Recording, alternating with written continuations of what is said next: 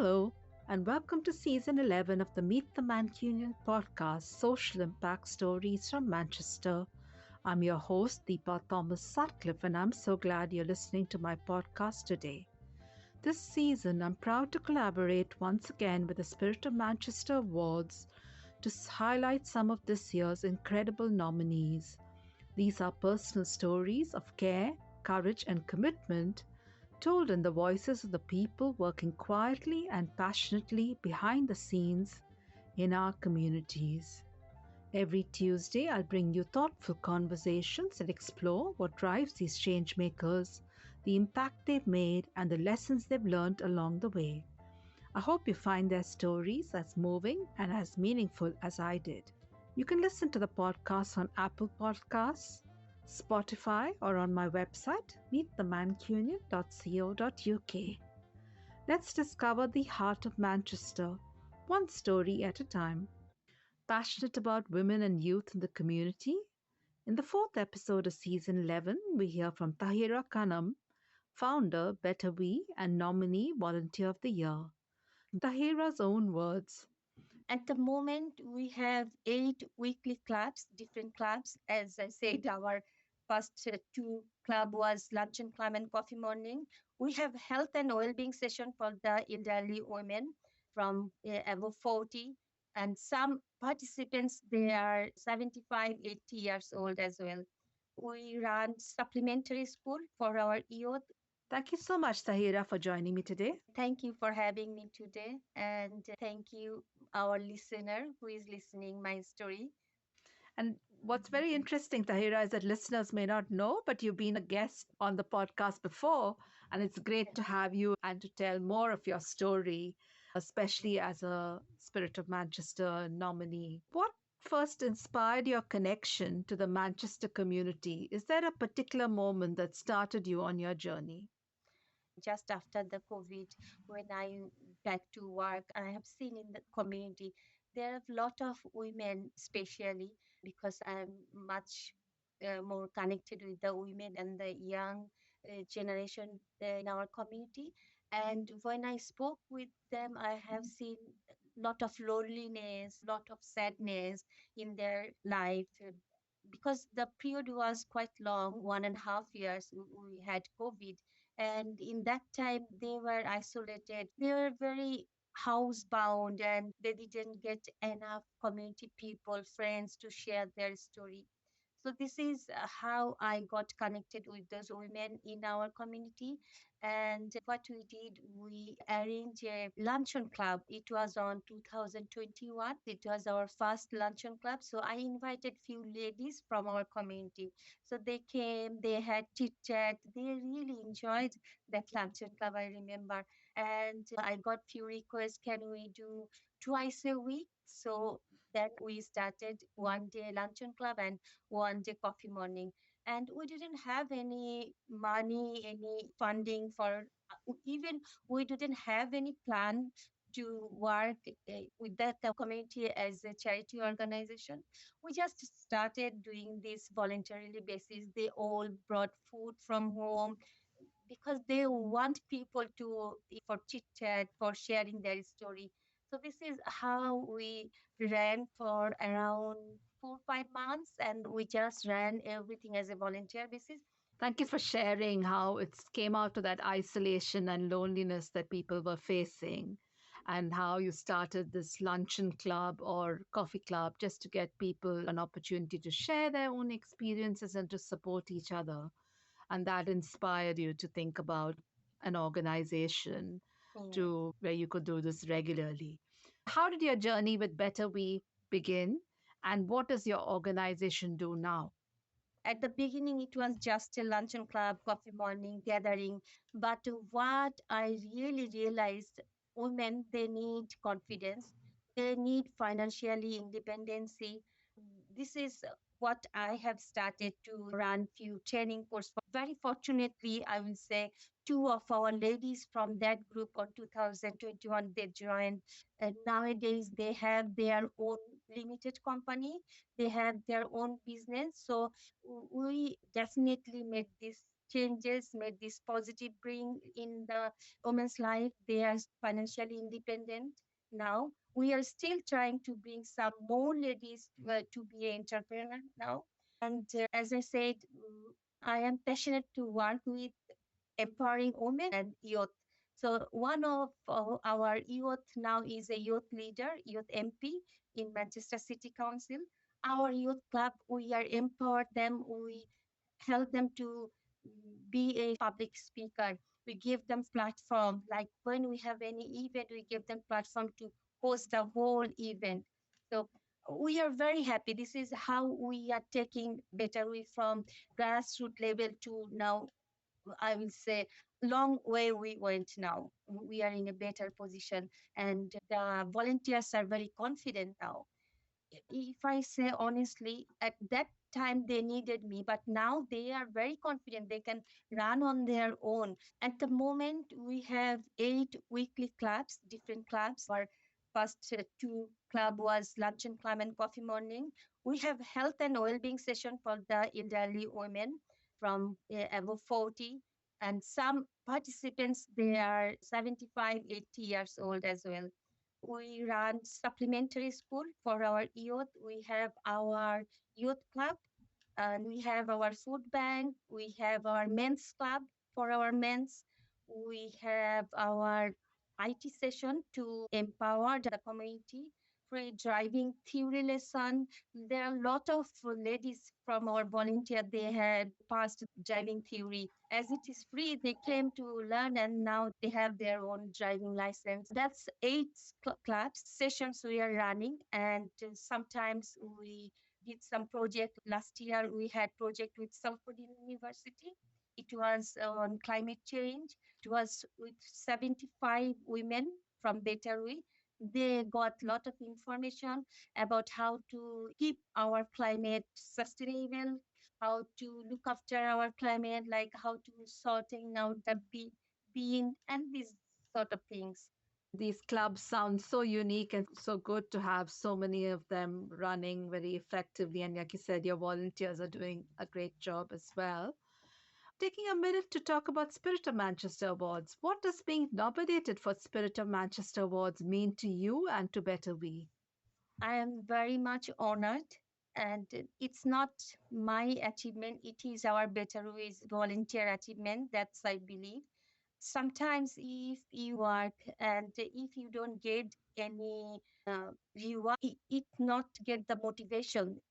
And that's why I think it is a big achievement for Better We to nominated as a volunteer of the year.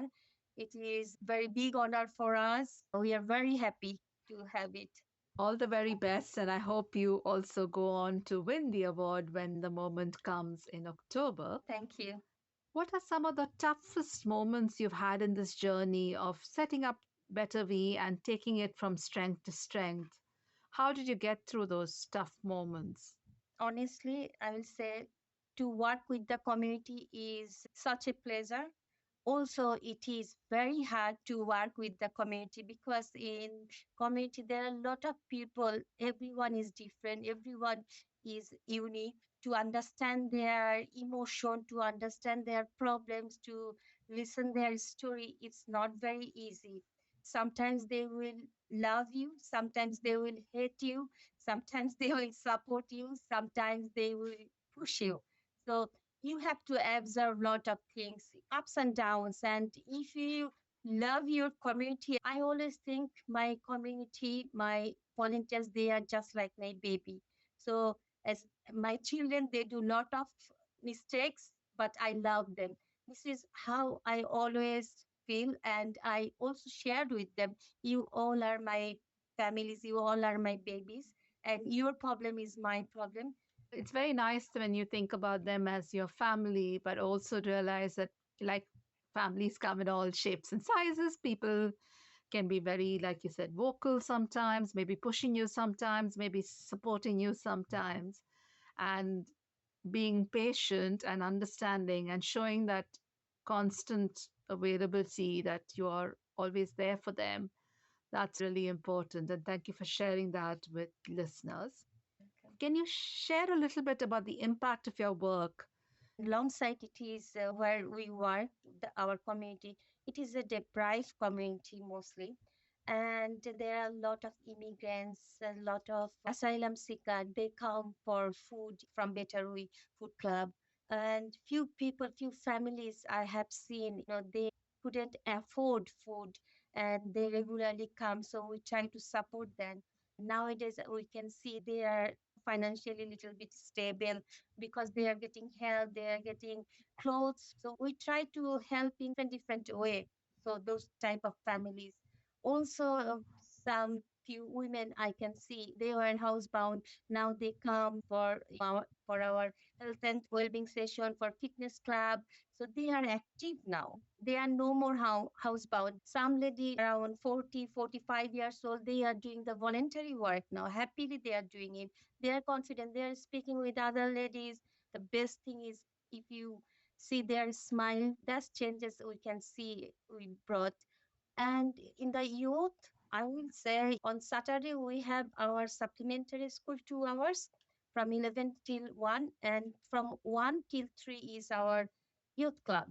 Few children they come for supplementary school and then they stay for the youth club. And can you imagine 4 hours they are just away from their devices. They are chit chatting with friends, networking. In little children, they are learning so many things.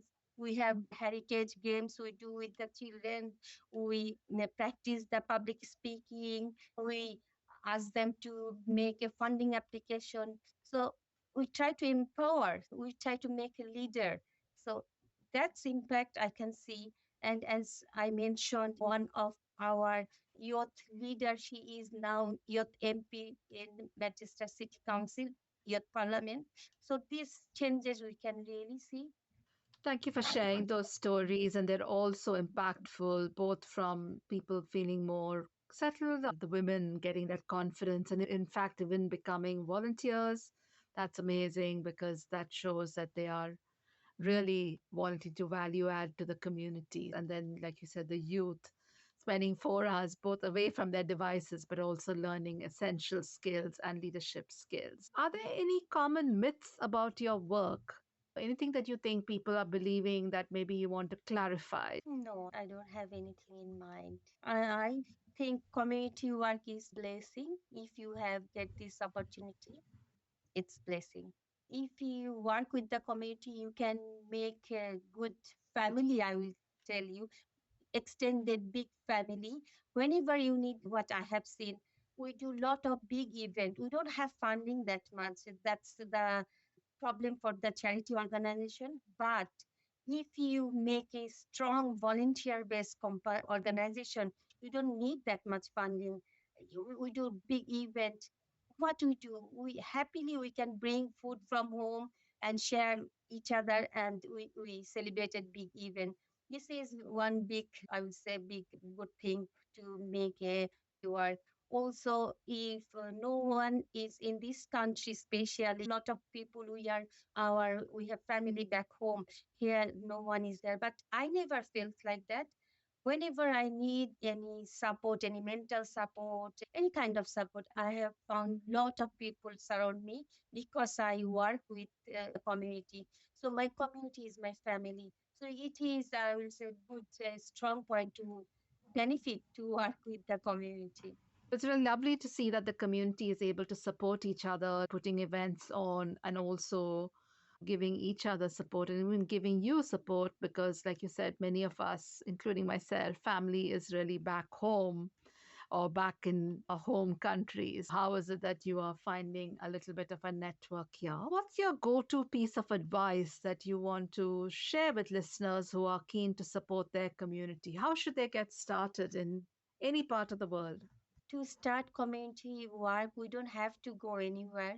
We have our neighbor, we have our neighborhood. If anyone wants to start the community work, we can start from our next door. Maybe we can give them smile, ask them if they need any help. Maybe in the summertime, we can share food. We can make some neighborhood party. This is how we can start. And if you know your neighborhood, then you will see how much support they need, and you will see how much pleasure they can have when they will support, they can help their the community, the neighborhood. This is the way we. Such a lovely tip, and just reaching out to your neighbor or your neighborhood and first offering a friendly smile, but also then asking what support can we offer you, or bringing people together over food. That does sound like a really simple way to get started. And if everybody helps their neighborhood, the power will be so much because Yes, we did with my children. We have lot of elderly neighbors in our neighborhood. One day we knocked them, we asked them, do you, with our children, do you need to clean your garden? Maybe grass cutting. This is how we made relationship with our neighbor. And I'm sure that will make your day if they say, yes, you can help me. And you will see later on the smile on their face. And next day, you will find that they will come to your door with a pack of chocolate or to say hello when you will be on the road. So this is how we made the relationship with our neighbor.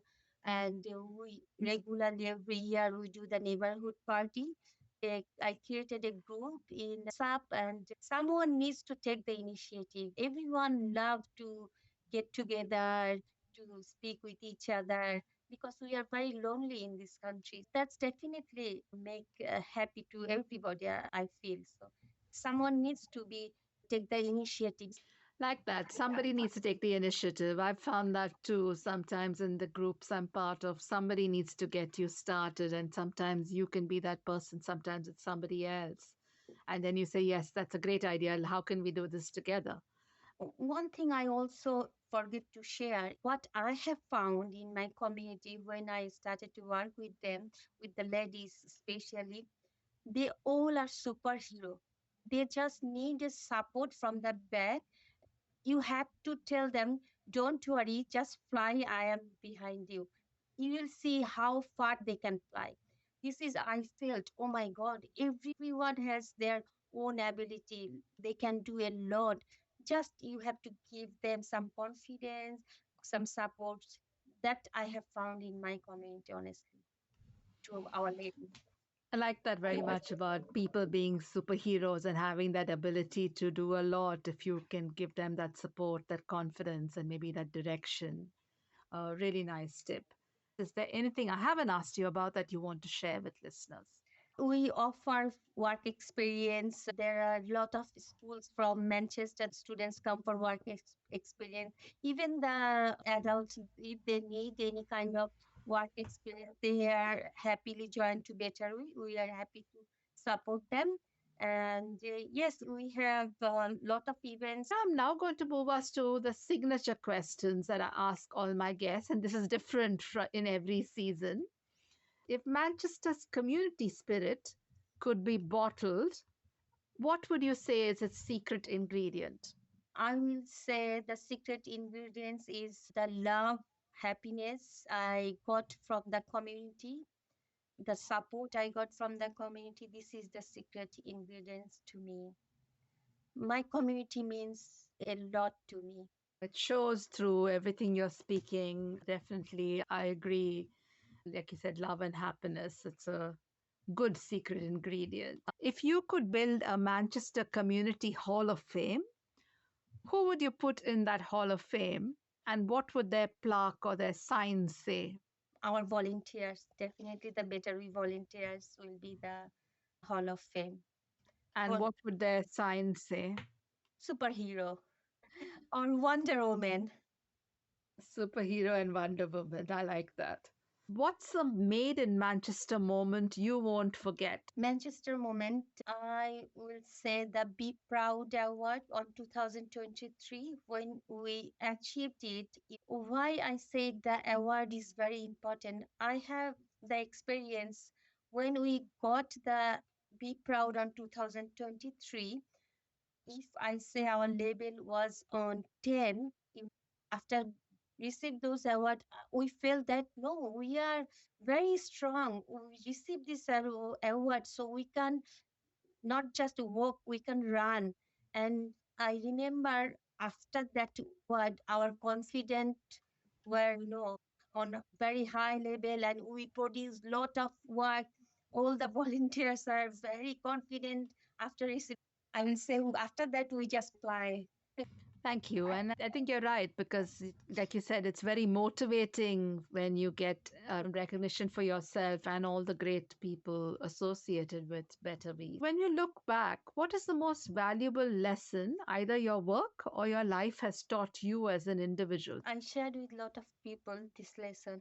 On the 2021, I suddenly diagnosed cancer, and that time planned to start the battery.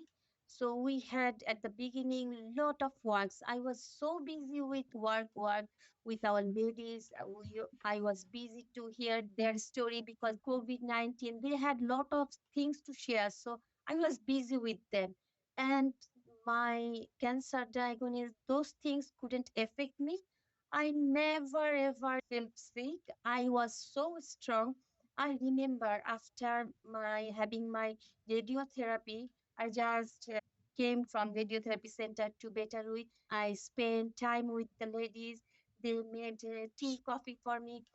I was so blessed. And my lesson is, if you have any problem in life, go to solve another people's problem.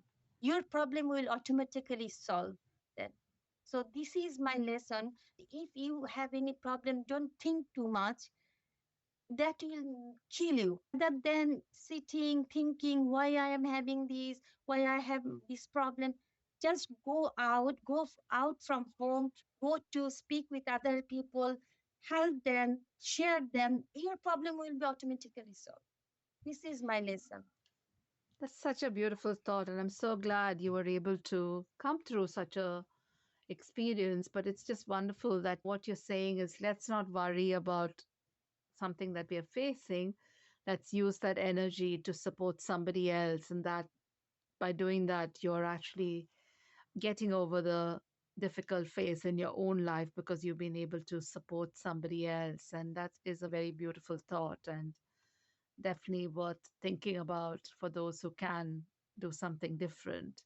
Obviously, it depends on your circumstance because some people's circumstance may not allow it, but it's a Yes. very, very nice thought. And I think you also use that life lesson to support Maggie's Center as the South Asian brand ambassador. Do you want to talk about that? Because I had cancer, so I work with Maggie's. I am the South Asian Cancer Research Ambassador. Even I attended lots of cancer awareness program. I shared my own story because in our culture, in our religion, a lot of people they think that this is a kind of shame. They are not allowed to share with anyone, but it's not. So that's why I shared my story and how a woman has to be brave when they have this kind of things. Thank you. And it's amazing that you also do this very inspiring volunteer work as the health ambassador. Can you tell us what's the best way for people to connect with you or learn more about your work? Where can they find your website? Where can they find your social media? We have our Bettery website and our contact details, our social media details, even what type of works we do, how they can access to our sessions, everything is there. And the people's feedback, our previous events, photo gallery, everything in our website. So our website is betterway.co.uk. They can reach through them. So we have our Betterway Facebook page, our Instagram. All details are in our website, social media details as well. Thank you so much, Tahira. This has been a really nice conversation. Thank you for taking the time today. Thank you, Deepa, for having me. It's really an honor to be here today. Thank you. Thank you for listening to the Meet the Mancunian podcast. I hope today's episode gave you a deeper appreciation of the powerful work happening right here in Manchester. It's been a real honor for me to feature these Spirit of Manchester Award nominees and share their stories with you. If something you heard resonated with you, please share the episode or leave a review. It really helps other listeners find the podcast. I'd love to hear from you. Visit meetthemancunian.co.uk or connect with me on social media at the rate Meet the Mancunian on Instagram, Facebook, and Blue Sky, and at the rate Meet the Mancunian podcast on YouTube. Until next time, keep championing kindness, connection, and community. Together, we can make our world just a little bit brighter. Thank you.